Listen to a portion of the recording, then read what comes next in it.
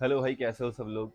तो यार ड्यूटी के लिए रेडी हो रहा था, तो मैंने एक चीज नोट करी, मेरी चीज दिमाग में आई कि ज्यादातर बच्चे एक कमेंट बार बार पूछ रहे हैं। अभी जो एनटीपीसी का एग्जाम होने वाला है, उसके लिए एग्जाम को लेके कुछ बातें पूछे जा रहे थे वो।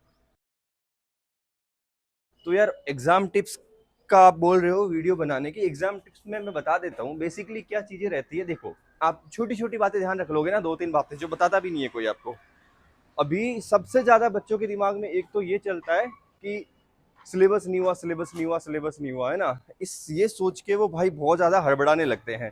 सिलेबस का उनको ऐसे हो जाता है कि अभी कुछ टाइम बचा है और मैं कैसे सिलेबस खत्म करूंगा, कैसे चीजें कवर कर पाऊंगा, इतने से टाइम है। तो देखो यार, आपने अभी तक अगर 60-70% भी सिलेबस किया है, तो आप एक काम तो ये करो कि पहले अगर वीडियो आप दिन में एक लेक्चर देख रहे थे जैसे मैथ्स का, तो आप दो लेक्चर देखो।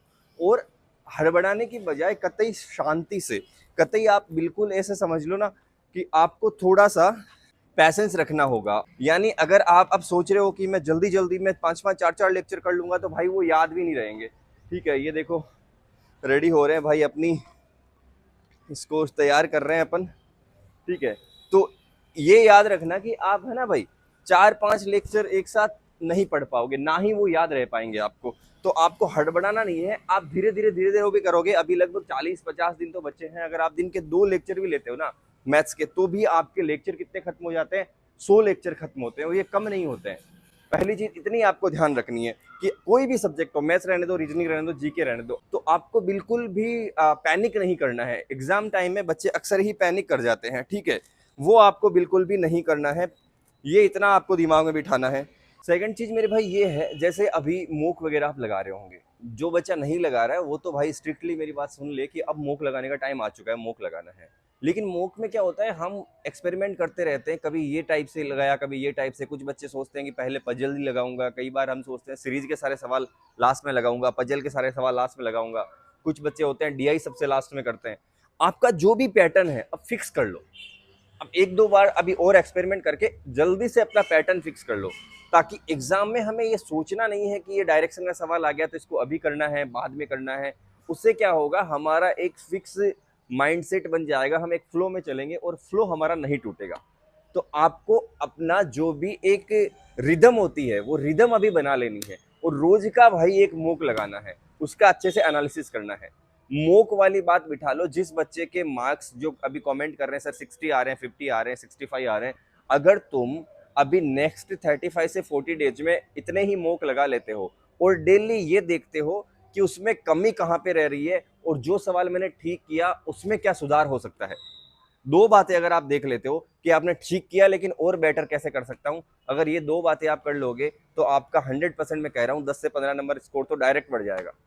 इसके अलावा एक बहुत इंपॉर्टेंट चीज है, एग्जाम टाइम में ये चीज पक्का करनी चाहिए कि आपको सेक्शनल मॉक लगाने चाहिए। सेक्शनल मॉक मतलब हो गया कि मैथ्स के, रीजनिंग के आपको ज्यादा सेक्शनल मॉक लगाने चाहिए। जीके के आप भले ही रिवीजन करो, थ्योरी रिवाइज करो, लेकिन मैथ्स रीजनिंग की थ्योरी के साथ साथ आपको सेक्शनल मॉक भी अच्छे से लगाने चाहिए। डेली कम से कम दो दो दोनों के सेक्शनल मॉक लगाओ। क्लियर है बात।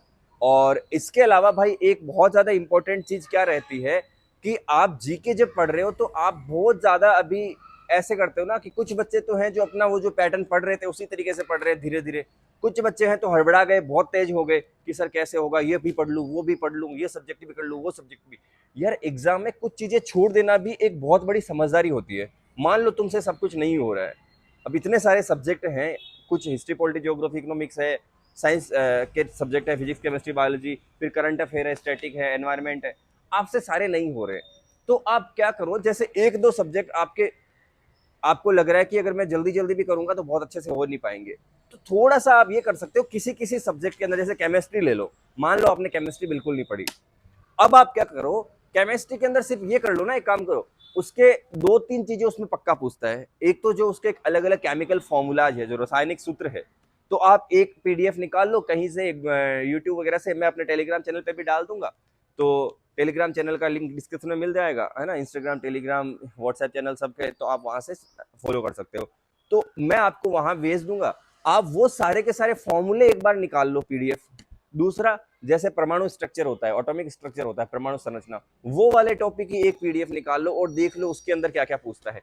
एक होते हैं कुछ लोज वगैरह है, गैस लुसेक, बोयल, उनके जो लोज हैं वो पढ़ लो, केमिस्ट्री के 2-3 ऐसे। आप ज्यादा से ज्यादा 3 से 4 घंटे में भी एक सब्जेक्ट को खत्म कर सकते हो, क्योंकि आप उसमें से क्रक्स निकाल रहे हो। क्रक्स मतलब होता है जो उसमें मेनली चीज पूछी जाती है, जो उसका निचोड़ है, आप निचोड़ निकाल रहे हो। तो कुछ कुछ सब्जेक्ट में आप ये स्ट्रेटजी अपना सकते हो। ऐसा नहीं है ना कि हम सब कुछ पढ़ के जाएंगे, ये सब कुछ पढ़ने वाली नीति भी एग्जाम के लिए गलत होती है। मतलब आप सब कुछ पढ़ लोगे तो भाई अच्छे से रिवाइज नहीं कर पाओगे। जिसने पढ़ लिया है, जिसने रिवीजन कर लिया है, उसकी तो होड़ ही नहीं है, लेकिन जिसने नहीं किया है उसके लिए एग्जाम टाइम की बेस्ट स्ट्रेटजी होती है कि वो 1-2 सब्जेक्ट के अंदर क्रक्स पढ़ के जा सकता है, उनका निचोड़ पढ़ के भी जा सकता है। निचोड़ पढ़ने के लिए बच्चे गलती ये करते हैं कि लिख देते हैं कंप्लीट केमिस्ट्री फॉर एनटीपीसी और 4-5 घंटे की एक वीडियो देख लेते हैं यूट्यूब पे। वो मत करो आप यार। अब क्या करते हैं ना, देखो कोई भी टॉपिक कोई टीचर पढ़ा रहा है, 4-5 घंटे में अगर एक सब्जेक्ट खत्म कर रहा है तो वो हर टॉपिक को थोड़ा थोड़ा छू के चल जाएगा।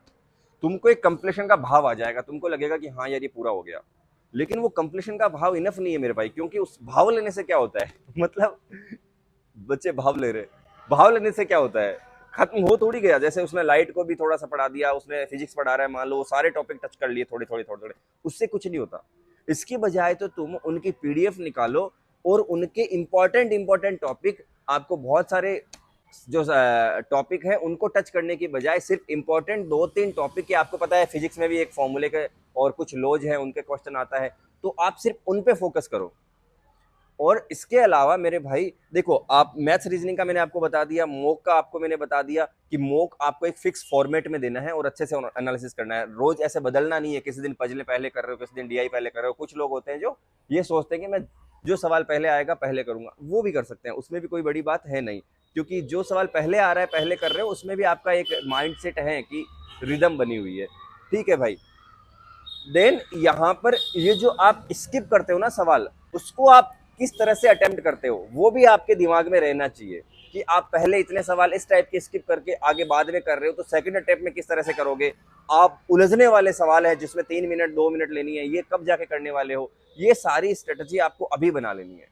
और सबसे इंपॉर्टेंट बात एग्जाम टाइम में क्या रखनी है कि क्या करना है कि 20 मिनट मान लो, 20 मिनट डेली आपको कैलकुलेशन की प्रैक्टिस करनी है। अब कैलकुलेशन की प्रैक्टिस क्या करनी है, गुणा भाग स्क्वायर टेबल ये सब।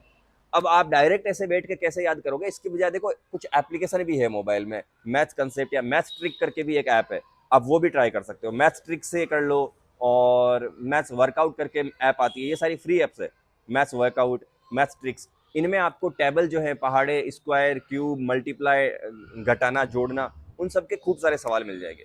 इससे क्या है ना, एग्जाम में अगर हमें कोई बड़ी छोटी कुछ कैलकुलेशन भी आ गई तो हमारा फ्लो नहीं टूटेगा, हम डरेंगे नहीं, हम बहुत जल्दी जल्दी फास्ट फास्ट कर लेंगे, हमारे पास टाइम बच जाएगा। तो कैलकुलेशन वाली चीज पक्का करनी है। देन करंट अफेयर के लिए मेरे भाई आपको ऐसा नहीं करना, एग्जाम टाइम में बच्चे सबसे बड़ी गलती और सबसे ज्यादा टाइम करंट अफेयर पे खराब करते हैं।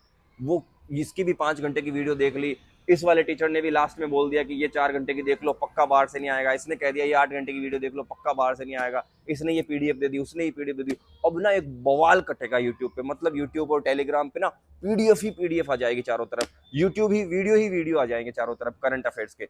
आपको सिर्फ एक बार या तो स्पीडी उठा लो, उसमें से जो मैंने एक पूरा जीके का देखो ये वीडियो डाल रखा है, कल ही डाला है, कितना ज्यादा उस पर रेस्पॉन्स आया, तो या तो उसमें देख के आप, मैंने बताया ढंग से स्पीडी खरीद लो और इंपॉर्टेंट टॉपिक जो मैंने उसमें बोले हैं वो कर लो। या आप क्या करो, सिर्फ टॉपिक वाइज लिखो यूट्यूब पे, जैसे ये लिखो कि अवार्ड्स का एक वीडियो ढूंढो, एक वीडियो डेज एंड थीम कर ढूंढो, ऐसे करके 4-5 वीडियो ढूंढ लो, 4-5 घंटे लगेंगे। और वो किसी एक टीचर से कर रहे हो तो दूसरे से करने की कोई जरूरत नहीं है। अब ये होता रहेगा, इससे पढ़ लिया फिर दूसरे से पढ़ा तो 2 अवार्ड उसने एक्स्ट्रा लिखा दिया, हम टेंशन में आ जाते हैं कि अरे यार ये तो मैंने पढ़ा ही नहीं। तो फिर तीसरा टीचर से वीडियो देखते हैं, उसने 2 वर्ड और एक्स्ट्रा लिखा दिए, अरे यार मैं तो ये भी नहीं पढ़ा, ऐसे करके हम स्ट्रेस लेने लगते हैं, हम पैनिक हो जाते हैं। तो आप लिमिटेड पढ़ो, बार बार पढ़ो। और जो बच्चा, लास्ट में मेरी एक बात ध्यान रखना, जो बच्चा यहाँ पे रिवीजन करेगा ना वो बच्चा आगे जाएगा। भले ही आपने इतना पढ़ा है लेकिन इसका इतनी बार रिवाइज करो, आपने इतना पढ़ लिया लेकिन आप रिवाइज नहीं कर पा रहे तो वो सब माइंड से निकल जाएगा। ज्यादा से ज्यादा रिवीजन करो मेरे भाई, ये वक्त रिवीजन का है।